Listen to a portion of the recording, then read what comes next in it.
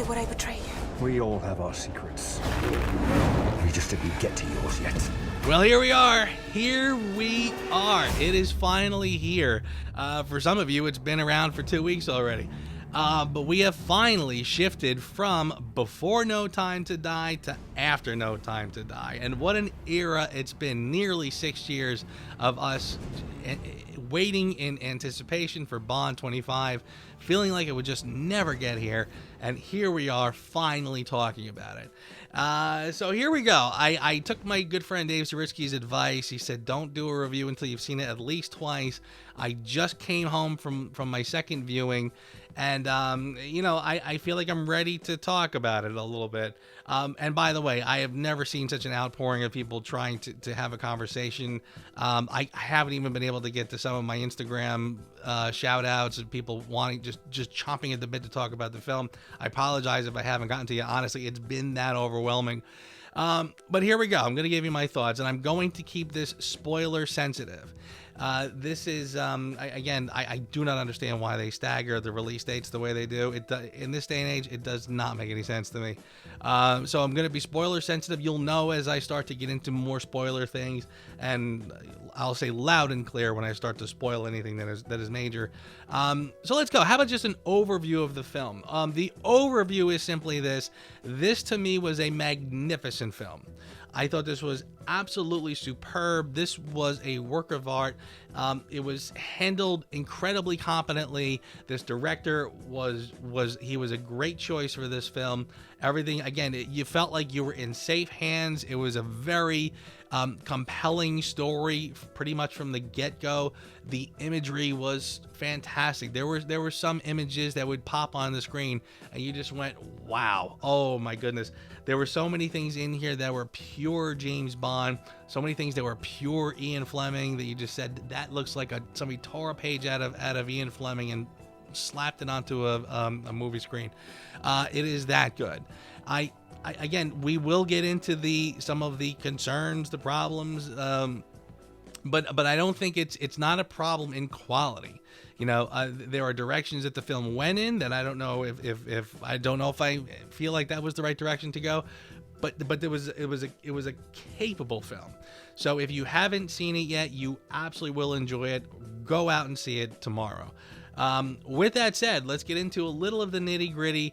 I think the big elephant in the room for this one, I think the big question, by the way, I have not seen any other reviews, have not seen Calvin, have not seen Dave Zaritsky, have not seen anybody in the Bond community, didn't see Dutch Bond fans yet. But just non, like regular movie reviewers have not seen any of it. Purposely didn't watch any until I did my thing, but I have a hunch. The reason why I'm qualifying is because I have a hunch that we're going to be talking about a lot of the same things. So I want to make it clear. I swear I'm not stealing anybody if anybody's already said this. I think the big elephant in the room is going to be this. It's a great film. Is it a great Bond film? We knew going in just from seeing the trailers that the whole premise is going to be so different than anything we've seen before. The last one literally ends with Bond throwing his gun off the bridge, retiring from MI6, going off into the sunset, and it could have ended there. So this one already, it's not going to start with them walking into M's office, getting a mission, going off to do his thing. So this was gonna be wildly different. The Bond girl from the last one is in this film. This is a sequel to the last film. And plus we've already been down the road with Daniel Craig. The guy is more going rogue than not. So we've already sort of been on this train. So okay, so with that in mind, did they make a good Bond movie? On some levels, absolutely. The DB5 scene in this is one of the best DB5 scenes I've ever seen. Even better than Skyfall. Skyfall, we sort of already made peace with the idea. Okay, it broke continuity, but it was so good, we just went with it. So more of that here. Now it's dialed up to 11. I think it was one of the best DB5 scenes ever. I know we've talked at length. Are we getting too much DB5? If this is the end of that era, this was a great way to end that off. There's a scene in here with Paloma, the scene in there with Ana de Armas. Again, we've seen the commercials, we've seen the trailers. It was a great Bond scene with some great Bond moments, and to the point where I would almost sort of mildly criticize that it kind of feels almost like a commercial sort of in the middle, where it kind of breaks from the more realistic narrative to go have this scene that is a little more fun, a lot of action, a lot of Bond moments for sure, a lot of martinis and the trays they are served on. I mean, great stuff. Let's talk about the story. I mean, the story, I guess, and again, I guess I'm touching on some things that are a little spoilerish, but I'm not busting up the big surprises. So, but if you want to bow out now and you haven't seen it yet, totally understand. The Gun Barrel, didn't care for it, don't like it. Don't know why they just can't get it right. They did their own thing this time, but at least it was there. So I'll leave it at that. I liked the theme song much more. I liked it much more than I thought I would. The Billie Eilish song really worked in the context of the film. Once the title started to roll and I knew the premise of the film had been laid out, pretty clearly, it really did work. So I thought that was pretty good. Don't know if it's a song I'll be listening to on the regular, but still, I thought it worked very well in the context of the film. The story's good. I think that Spectre, ironically, sort of gets more respect in this film than it did in its namesake, its predecessor. I loved the idea that Spectre now sort of felt like an organization. The fact that they were coming after James Bond early on kind of already was kind of getting a little that Coyote Roadrunner feeling now that this chase is going to happen years later and over the course of time and in different places. So really well done. And the fact that there was like this big Spectre meeting in the middle, I mean, that was pretty clever. I like that. And again, it kind of made it feel more like an evil organization than it did in the first one, in the last one, in Spectre. So, well done. And the fact that there was like sort of a new player in town who was kind of becoming the new Blofeld, taking the place of Spectre. Pretty well done. I don't know if I felt that his story was fleshed out. I thought that his backstory was very fleshed out, but then when you got into now why does he want to take over the world and kill 1 million people? Not really well explained. Just a lot of, the world should be this and I want to do a little tidier. Okay, but not, not earth-shattering, groundbreaking stuff. I will say that the garden is a little wasted. I kind of felt like there was a lot of build up to the poison garden, again right out of You Only Live Twice, but no real payoff. And by the way, I'm almost positive there's a moment here where somebody all of a sudden out of the blue calls him Doctor. And as he turned around, you saw the imagery of the light overhead, the grate that looked right out of Dr. No. I think they were going to do it. Warren Ringham also sort of chimed in on this, and he said the same thing to me. Yeah, I think at one point they were planning to do this. He was going to be Dr. No. In fact, Warren kind of reminded me of an interview way back when Rami Malek said that he didn't know. He knew his character's name was Safin, but he didn't know what his character's final name would be. So I think it was happening. But I think they just decided maybe it just didn't go with what they were doing, so they just cut it out. He was good. I felt that Rami Malek was pretty good. Didn't have a lot to do in this film. He's definitely not going to be up there with Javier Bardem, in the rogues gallery of the best villains ever. He doesn't get a lot to do in this. But what he does is fine. The other characters, Madeline Swan now has a record for being the only actress to be a Bond girl in two Bond films. The Bond girl. Not just that she appeared in two, she was the full-blown Bond girl in 2 films now. So again, breaking the norm of a Bond film in spades. I mean, big time. They definitely could have used a little more explanation as to why they chose Madeline to be the psychologist for Blofeld. And this was one of those frustrating moments where just a little bit more writing, a little more explanation could have easily explained it away. Blofeld could have just simply said, I will only speak to Madeline, right? Because for some reason or another, he wants to keep the line of communication with her open. And he could have made that happen. The way they kind of explain it in the film, again, unless I sort of missed it, it seemed like they literally just chose her because she was qualified. And then, like, there's a throwaway line that M says, you know, well, you recommended her, so we listened to you 5 years ago. A little more than that, I think, would have been helpful there. Again, small world, right? But again, if they just made that connection, Blofeld was the one who chose her for a reason. That's all we really needed, really. By the way, I had zero problem with Nomi. I thought, you know, we spent a long time worried about whether or not this film was going to be woke. I, you know, did some speculation on it. Is it going to go that way? Are we going to have a female character who's going to keep putting Bond in his place? You know, I keep referring back to GoldenEye. I said that's the one where Bond, you know, gets raked over the coals by his female counterparts left and right. I didn't get that at all here. I felt like every time Bond and her, I mean, there was great back and forth. That competitiveness was there. So there was good banter. And honestly, I felt like at every turn, Bond was always sort of one-upping her. So I never got that vibe that Bond was playing second fiddle somehow. In fact, you know, as everything went on, I mean, I literally think every single time, like I said, unless I'm missing something or forgetting something, Bond always sort of came out ahead. And by the end, I mean, I liked the idea that she sort of softened up to him when he, all of a sudden, like, now she could tell he lost something. She was willing to help. And she even says, I think he should get his 007 number back. Small point, but I thought it was it worked very well, and it was spot on. I thought it was well done. So good character, no problems there. A couple clumsy moments. I didn't like the idea of Bond going after Blofeld. The part where Bond is interrogating him, and then there's that "die, Blofeld," and he starts to choke him. Like I said, unless I'm missing something from that scene, it didn't work for me. I thought that was very silly. I keep hoping that it's not what it seems on its face, but it seems like it was. Bond just sort of loses it for a second, says "die, Blofeld," and chokes him, and then realizes he screwed up, and Tanner kind of pulls him away. It didn't really work because all of a sudden in the next frame, Blofeld is dead. So if it happened the way it appears, that Bond did lose himself for a second and just wanted to choke out Blofeld, Bond now, because of his mistake, killed Blofeld.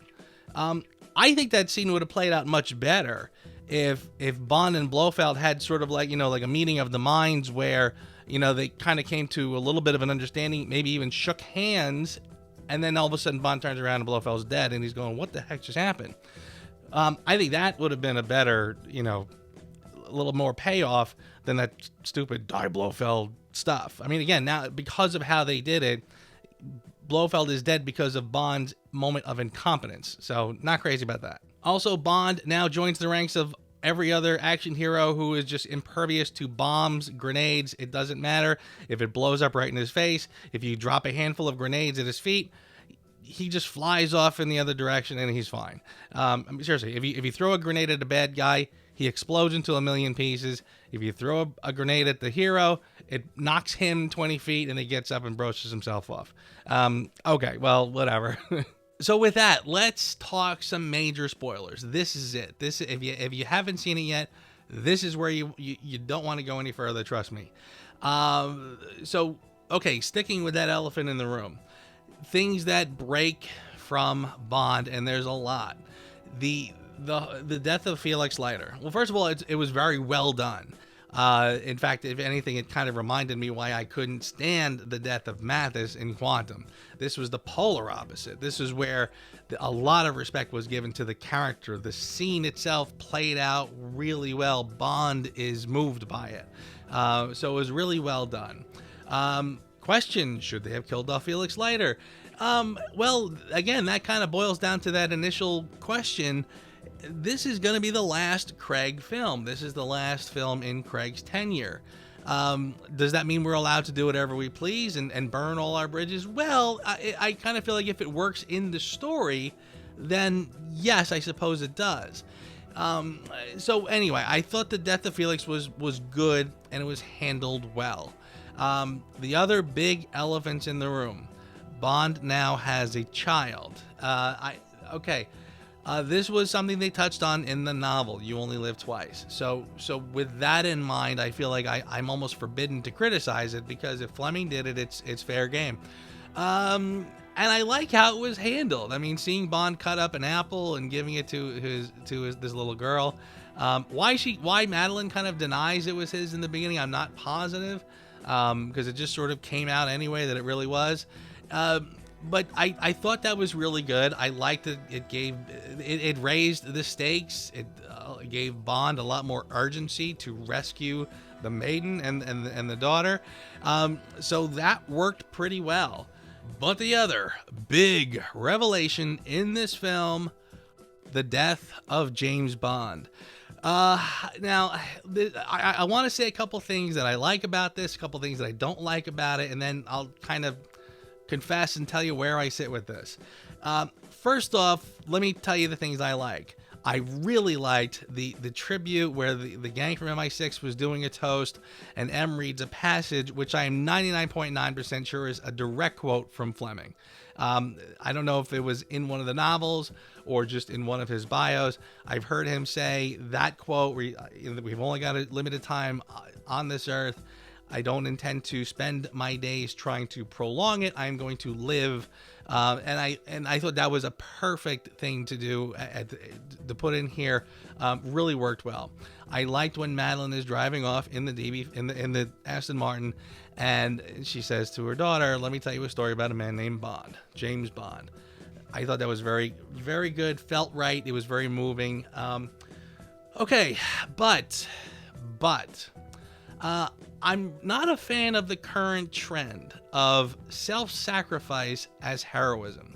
I'm raised on John Rambo, John McClane, get in there, kill the bad guys, rescue the people, go off and live. James Bond has a rich tradition. Save the day, rescue the girl, go off into the sunset. So this is as opposite of that as you could possibly get. And I just don't like that current trend. By the way, Scott called this a while ago. He said, I think they're going to do a Logan. They're going to do what they did in Logan and kill him off in his last film. And I was like, really, you think? So here we are. Don't like this thing that's happening in film, self-sacrifice as heroism. You saw it all over the place in The Last Jedi. Everybody is sacrificing themselves for the greater good. I don't like that. I don't like the message it sends. And even when this was kind of spoiled for me, I kind of heard, yeah, they're going to kill off James Bond. I still had hope that maybe there was going to be a moment like in The Dark Knight Rises where, looks like everything is done and we've mourned him, but oh, there he is. He still lived on to die another day. The film Extraction did something similar to that, where there was like a glimmer of hope at the end. I don't like that, and I was kind of, and Logan was one of my favorite films. I thought it really worked there, but it was one of those moments I'm like, oh, okay, but don't make a habit of this. So they went for that here. So what is my overall take from it? Again, we will talk about this. I mean, I feel like I haven't even begun the conversations that we're going to be having going forward. Was this the right way to go? So to wrap it up, I'm just going to say it. I think I'm going to commit and say, I think this film was brilliant. I think it was a spectacular film, and I think I'm okay with the ending. And I'm kind of as surprised as anybody else, but again, I have to preface it. And by the way, I do reserve the right to change my mind later. The conversation is just beginning. Somebody might convince me that this was not the right way to go. I might go back on this down the road. We always know that our first impressions are sometimes subject to change. But honestly, I really do feel that it kind of worked for me. It did have that feel of, I mean, how else were they going to end this era of James Bond? Now, again, I have to caveat and say, if this happened, in the 80s or 90s, I obviously wouldn't have liked it one bit. But we've already signed on to the idea that this Daniel Craig era is kind of its own experiment, right? I mean, we went off the ranch with Casino Royale. It was the first reboot to the franchise. They've been going in a completely different direction. If we've been on board with it so far, I feel like we'll see it through to the end. And I feel like this is kind of the proper conclusion to this Daniel Craig James Bond. So I think I'm good with it. And again, I will say this, I did watch the credits until the end, just to make sure that there was going to be, the James Bond Will Return would be there. And it was.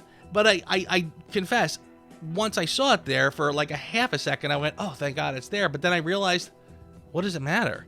It doesn't mean anything. It is legitimately completely meaningless, because we're not getting another Craig. We're not going to get another Bond in the form it is. I know that the property, it's been sold to Amazon. It's going to go on in some form, probably sooner rather than later, because it's been sold to Amazon. But again, saying that James Bond will return, well, I know it'll be back in some form, but in this context, it really didn't mean much as being the end of this movie. But again, I when I was walking out of the theater and We Have All the Time in the World was playing, I remember the first time walking out feeling kind of conflicted, like, is that okay? Is that enough? I felt like this time, when they were when they were driving down the road in James Bond's Aston Martin, and that song played, and again, it wasn't a remix of a song, it wasn't updated, it was the original song by Louis Armstrong, I was feeling good. I felt like I'm okay. I like this kind of tribute to the man who is James Bond. This whole film had a lot of moments in it that were, again, directly from Fleming, that felt just so Fleming-esque. It was just amazing, frankly, to come to this conclusion where, I mean, honestly, if James Bond went off into the sunset to have a family, a wife and a daughter, would we have felt that was satisfactory? Or was this a heroic moment? And I kind of feel like it kind of was. And again, I still got questions about it. I'm not 100% sold on it. And I do think that the writing could have been just polished a little bit more. But as a whole, I'm kind of okay with it. But what did you think? What did you think? I know there's going to be a lot of kickback for this, but I'm kind of willing to put myself out there and say, yeah, I think it worked. I mean, again, I'm thrilled at the prospect that after this, we might get back to more solid, old school James Bond films, streaming service. Who knows what form it's going to take.